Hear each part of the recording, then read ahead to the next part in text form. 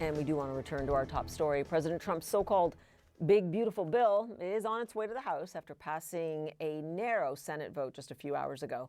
My next guest is the Financial Times U.S. national editor, Edward Luce. His latest piece is entitled Donald Trump's Big, Beautiful Act of Self-Harm. Luce argues that the bill will transfer money from the poor to the rich and that it will come back to haunt Republicans at the polls. I want to thank you for joining us as we continue to digest what just happened on Capitol Hill. Your first point, this will damage Trump's blue-collar MAGA brand. Are you sure? How will that happen? Oh, you can never say never. I mean, and of course, the age of disinformation and the age of propaganda and social media means there isn't necessarily a straight line from doing something and being held accountable for doing it. But the two biggest parallels with this big, beautiful bill in terms of just the unpopularity of going for Medicaid and food stamps, but Medicaid, half of Medicaid recipients voted for Trump, half. The biggest parallel is George W. Bush in 2005, pivoting to a plan to privatize Social Security, which caused an enormous boomerang effect, blowback, and contributed to the big Republican midterm defeat the next year in 2006. And then, of course, again, Trump in his first term trying to abolish Obamacare, which included the Medicaid pensions, defeated by one vote, John McCain, the late John McCain being that key vote. And that fed into the reaction against Trump in his 2018 midterms. Difference here is that this has been passed. Now, you believe, though, exactly, John McCain had stopped it the last time. You believe, though, that the economics of this bill are also pretty simple in terms of what it will do. Trump is robbing the poor to pay to the rich. Even so, do you believe that Republicans will actually be punished for that, given the timeline? And I do want to say, and you know, because you've heard these arguments, right, that economists say that this will actually create a boon for the American economy and that it will, and here's that word again, trickle down to Americans of all incomes. So we're in a slightly different environment than we were in 2017 when he had his big tax cut, which did generate higher growth, including wage growth.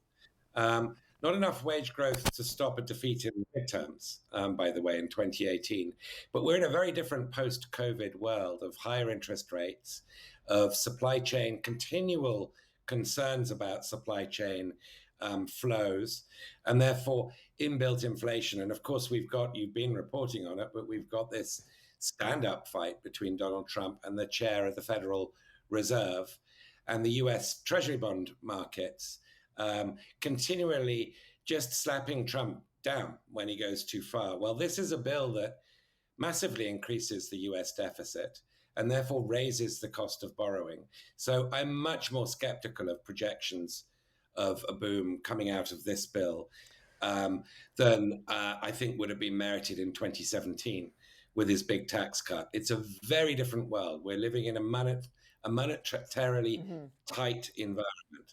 Yeah, not to mention the risk to inflation, even if there is a boon, and the fact that, yeah, as you said, it's a different world in terms of interest rates and what the Fed can do. I do want to get to this point, though, about it being a different world. You know, in less than 6 months, it seems to me that the very character of power and how it's wielded in government has changed, even in Trump's second term compared to his first. He is arguably successfully weaponizing his administration. And I want you to listen now to what he said about wielding that power against the person you mentioned, Elon Musk. Listen. I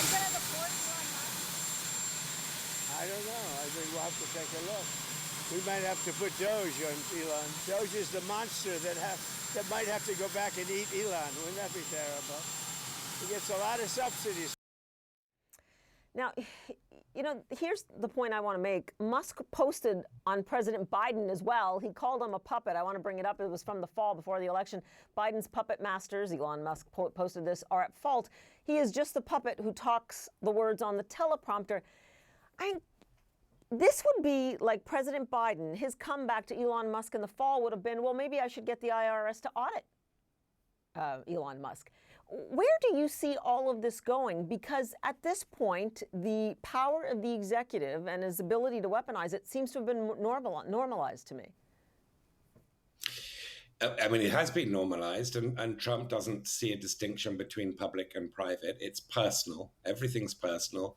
The resources, the awesome resources of the federal government are at his disposal. The Department of Justice are his personal lawyers. He sees the state in the way, say, the Saudi royal family sees the Saudi state. There is no distinction.